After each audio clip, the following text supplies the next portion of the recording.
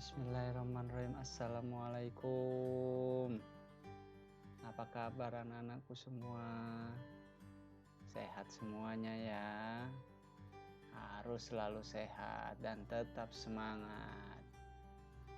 Baik, pada kesempatan kali ini bersama dengan Bapak kembali masih di tema 1 subtema 2 melanjutkan pembelajaran kedua.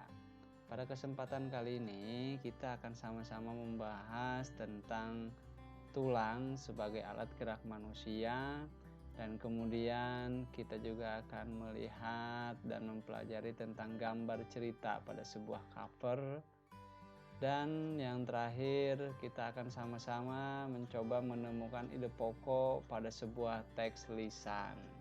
Oke, kita langsung ke materi pertama tentang tulang sebagai alat gerak manusia.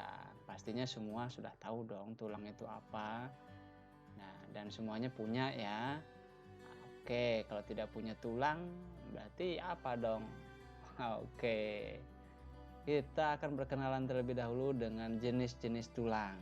Ya, untuk yang pertama ini kita akan melihat jenis-jenis tulang berdasarkan bentuknya ya.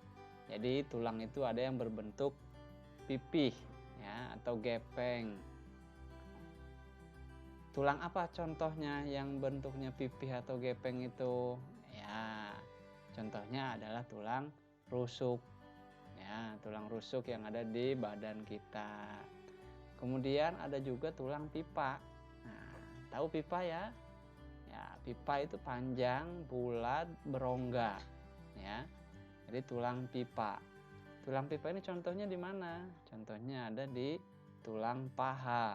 Ya, di kaki kita, paha, lengan, dan lain-lain. Kemudian berdasarkan zat penyusunnya, tulang ini terbagi menjadi dua. Yang pertama itu tulang rawan. Artinya tulang rawan itu berarti tulangnya itu tidak keras ya.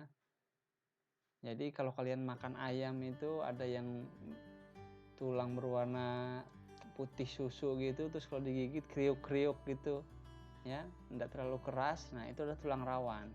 Contohnya ada di telinga kita ya, telinga dan hidung itu tulang rawan. Kemudian ada juga tulang keras, contohnya itu tengkorak kepala kita ya. Sebenarnya hampir semua bagian tubuh kita ini terdiri dari tulang keras sebenarnya. Lebih banyak tulang kerasnya ya. Apalagi di kepala kita. Ya, kepala kita ini tulangnya keras. Karena di dalamnya ada organ penting tubuh manusia yang harus dilindungi oleh tulang tengkorak kita. Apa itu? Iya, itu adalah otak kita ya. Jadi tulang-tulang manusia ini keras sesuai dengan fungsinya. Memangnya apa saja sih fungsinya itu? Yang pertama adalah untuk menopang tubuh. Maksudnya menopang tubuh, kita bisa berdiri, kalian bisa berjalan, berlari, itu karena ada tulang yang menyusun tubuh kita, tulang yang kokoh, yang kuat dan keras ya. Sehingga kita bisa berdiri, berlari dan beraktivitas dengan baik. Ya, itu fungsi pertamanya untuk menopang tubuh kita.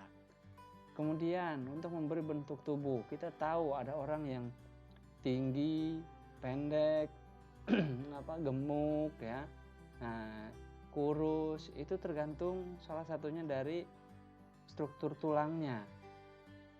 Ada yang tulangnya panjang, besar, jadi orangnya tinggi besar. Ada juga yang tulang-tulangnya pendek, jadi orangnya juga pendek. Ada yang tumbuh ke atas, tumbuh ke samping. Ya, itu yang memberi bentuk tubuh kita. Kemudian tulang juga sebagai tempat melekatnya otot. Ya, di pertemuan minggu lalu kalian sudah mempelajari tentang alat gerak aktif dan alat gerak pasif. Ya, ada tulang dan otot. Nah, di tulang-tulang inilah otot itu melekat. Ya, jadi otot yang nanti akan menggerakkan tulang-tulang kita sebagai alat gerak. Baik, kemudian sebagai alat gerak manusia, kita terdiri dari kaki dan tangan ya. Alat gerak manusia terdiri dari kaki dan tangan. Kita akan berkenalan lebih jauh lagi dengan tulang-tulang penyusun masing-masing alat gerak tersebut. Yang pertama, tulang anggota gerak atas atau tangan. Ada apa saja sih di anggota gerak atas itu? Yang pertama ada tulang lengan atas ya, yang posisinya ada di antara bahu dan siku. Itu tulang lengan atas. Kemudian di bawahnya ada 2 tulang yang bersebelahan. Nah, ini yang penting untuk kalian perhatikan betul-betul ya. Jangan sampai tertukar. Oke? Tolong diingat baik-baik. Ada tulang hasta dan tulang pengumpil pada tangan ini. Posisinya yang membedakan kedua tulang tersebut. Yang pertama tulang hasta. Posisinya sejajar dengan jari kelingking ya. Coba kalian luruskan tangan kalian. Yang sejajar dengan jari kelingking itu adalah tulang hasta. Sementara yang sejajar dengan ibu jari itu adalah tulang pengumpil. Ya, ingat tulang pengumpil itu sejajar ibu jari, tulang hasta sejajar jari kelingking. Jangan sampai tertukar. Karena sering sekali tertukar ini, ya. Kemudian di bawahnya ada tulang pergelangan tangan dan juga tentunya tulang jari-jari tangan, ya. Serupa tapi tak sama, di kaki juga terdiri dari berbagai jenis atau berbagai nama-nama tulang. Yang pertama ada tulang paha, ya. Tadi sudah dicontohkan di atas bentuknya seperti pipa. Kemudian di bawahnya tulang paha ada tulang tempurung lutut. Ya, nah di bawahnya lagi sama seperti tangan ada 2 tulang yang di kaki ini. Pertama adalah tulang betis dan yang kedua satunya adalah tulang kering. Nah, untuk di kaki ini perbedaannya cukup mencolok karena ukurannya yang berbeda. Kalau tadi di tangan ukurannya hampir sama ya, tulang hasta dan pengumpil. Nah, kalau di kaki ini ukurannya yang tulang betis itu lebih kecil daripada tulang kering. Tulang betis itu yang di bagian belakang. Coba kalian pegang kaki kalian di bagian belakang, di betis. Ya. Betisnya besar, tebal, gemuk, berotot. Ya.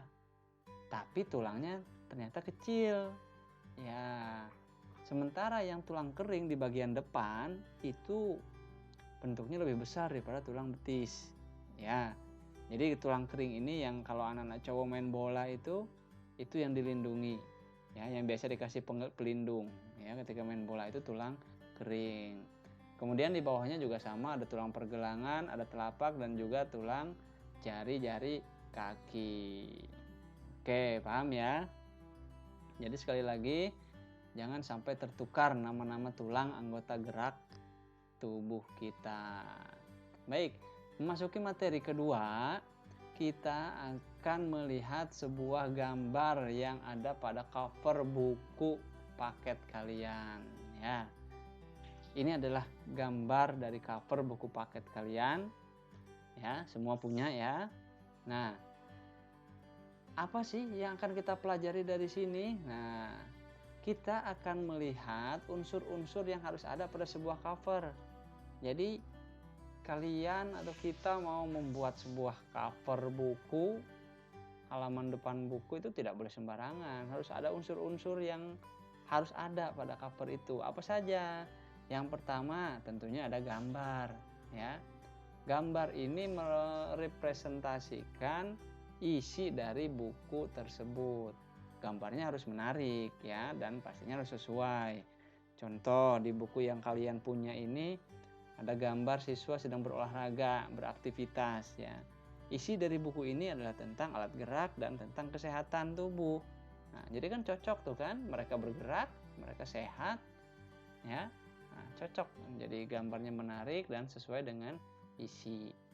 Kemudian di bagian atas di situ yang dilingkari itu ada sebuah nama ternyata itu adalah nama tim penulisnya, ya. Nama dari penulisnya, Ibu Iren dan kawan-kawan. Ya, jadi penulis buku ini harus dicantumkan. Kemudian nama judul juga harus jelas, singkat, dan mudah dipahami. Kalau bikin judul jangan terlalu panjang, nanti orang susah mengingatnya, ya, sulit dipahami. Jadi cukup singkat, jelas, dan mudah dipahami supaya orang juga lebih mudah mengingatnya. Dan kemudian jenis huruf, pemilihan jenis huruf juga harus yang menarik. Jangan itu-itu aja, jangan yang terlalu standar, ya. Jenis hurufnya harus yang menarik, jangan terlalu standar. Jadi biar ada variasinya, biar ada seninya gitu ya. Kemudian selain jenis huruf, penerbit. Nah, identitas penerbit juga harus dicantumkan supaya lebih jelas lagi buku ini buku terbitan mana, terbitan siapa. Siapa tahu banyak di sana buku yang memiliki judul yang sama, tapi karena beda-beda penerbit, jadi isi dan kualitasnya pun berbeda. Jadi harus dicantumkan penerbitnya. Oke, itu adalah gambar cerita pada sebuah cover, unsur-unsur dari sebuah cover. Berikutnya, lagi-lagi kita akan mencari dan menemukan sebuah ide pokok pada sebuah teks. Cuma pada kesempatan kali ini kita akan menemukannya dari sebuah teks lisan atau teks yang dibacakan oleh orang lain. Nah, bagaimana cara menemukannya?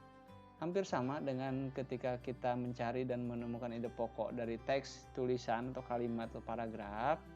Hanya yang pertama ini yang membedakan. Yang pertama yaitu mendengarkannya dengan baik dan seksama. Jadi teksnya harus didengarkan dengan seksama. Kalau kemarin kalian membacanya dengan seksama sampai tuntas, kalau pada kesempatan ini teksnya yang lisan, yang dibacakan harus didengarkan, menjadi pendengar yang baik. Kemudian catat permasalahan atau peristiwa yang dibicarakan, ya. Dan setelah itu kalian akan menemukan topik yang dibicarakannya apa. Apa sih yang sedang dibicarakan oleh pembicara ini, ya. Dan kalian pasti akan menemukan kalimat utamanya. Setelah kalian menemukan kalimat utamanya, barulah kalian akan menemukan ide pokoknya, ya. Mudah kan? Pastinya mudah, karena ini lanjutan dari pembelajaran pekan lalu, ya. Nah, untuk lebih kalian memahami materi yang Bapak sampaikan pada kesempatan kali ini, Bapak akan meminta kalian untuk menggambarkan anggota gerak tubuh manusia, yaitu kaki dan tangan, lengkap dengan nama-nama tulangnya. Jadi yang tadi sudah Bapak sampaikan, silakan kalian gambar ulang dan berikan tunjukkan nama-nama tulangnya, ya, supaya kalian lebih mudah mengingatnya dan lebih mudah memahaminya kembali. Oke, kemudian sebagai tugas berikutnya, kalian Bapak persilahkan untuk mencari sebuah cover buku atau majalah yang menurut kalian menarik. Kemudian bebas dari mana saja sumbernya, ya, buku komik, buku cerita, mau internet ataupun yang lainnya. Kemudian berikan keterangan unsur-unsur yang ada pada cover tersebut, ya, seperti tadi, siapa penulisnya, siapa penerbitnya, judulnya apa, dan lain sebagainya, ya. Itu silahkan kalian lengkapi. Jadi untuk lebih memahami lagi, sekali lagi tolong tugas-tugas ini dikerjakan dengan baik. Insya Allah bermanfaat untuk kita semua, khususnya untuk kalian. Oke, Bapak rasa cukup untuk pengantar materi di pembelajaran kedua tema 1 subtema kedua ini. Kita ketemu lagi di pembelajaran berikutnya. Bapak rasa cukup dan Bapak akhiri, Bapak ucapkan terima kasih, kurang lebihnya mohon maaf. Wassalamualaikum warahmatullahi wabarakatuh.